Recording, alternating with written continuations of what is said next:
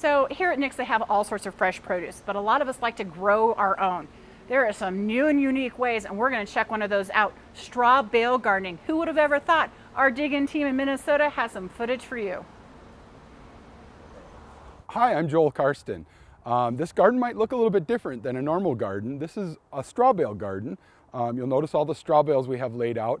It's very different than a traditional garden where you plant in the soil, but there are lots of advantages to straw bale gardening over traditional gardening. If you think about straw bale gardening as container gardening, think about the straw bale as your container. The outside edges of that straw bale get exposed to the sun and the wind throughout the summer, and they form sort of a crust around the outside edge of that bale, along with the strings. And that crust of the bale, along with the strings, forms the vessel. While the inside of the straw bale, we're going to convert from being what today looks like straw, in a couple of weeks is going to look like planting mix inside of that bale. And we're going to put our vegetable plants right down inside of that bale. And this is the conditioning process. What this process involves is it takes 10 to 12 days in a normal year with normal temperatures. And it involves just using plain old lawn fertilizer. Any kind of lawn fertilizer you buy at the store that has at least 20% nitrogen. Nitrogen is always the first number on the bag of the 3 numbers. At least 20% nitrogen. You want to make sure the fertilizer you buy doesn't have any herbicide, no crabgrass preventer or no weed and feed, anything like that. Just regular old lawn food is what you're looking for. I always tell people, look for the cheap stuff because that's the stuff that works best. It's more soluble, and you're going to sprinkle it on the surface of the bale. Use about a half a cup per bale, and you just evenly sprinkle it across the surface of the bale.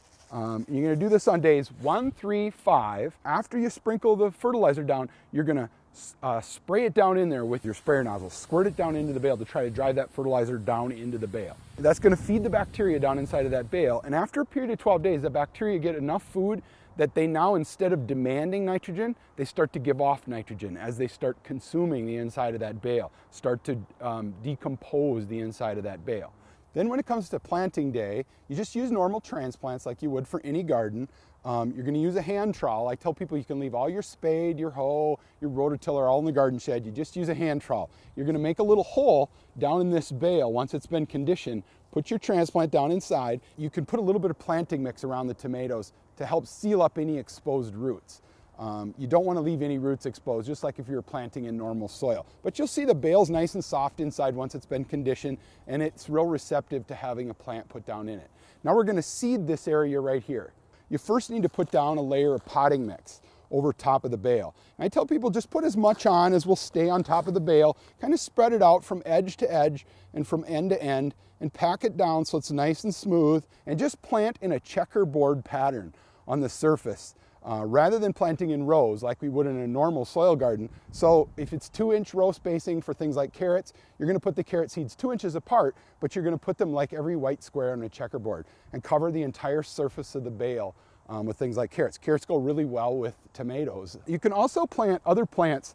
I like to do things like herbs. This happens to be Italian oregano, and you can plant herbs and other plants right in the sides of the bale as well.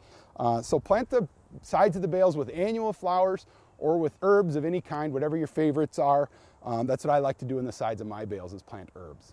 One of the great things about straw bale gardening is at the end of the season, when you're done using your bales, you can put all your straw bales that are left over into a compost pile.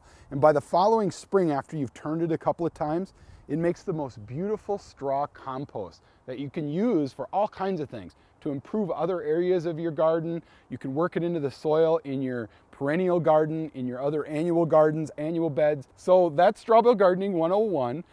If you want more information, you can go to Dig In Minnesota, and you'll find a link there to my website, strawbalegardens.com, where you'll also see my new book, Straw Bale Gardens, which is tell you everything you need to know about the whole process of straw bale gardening.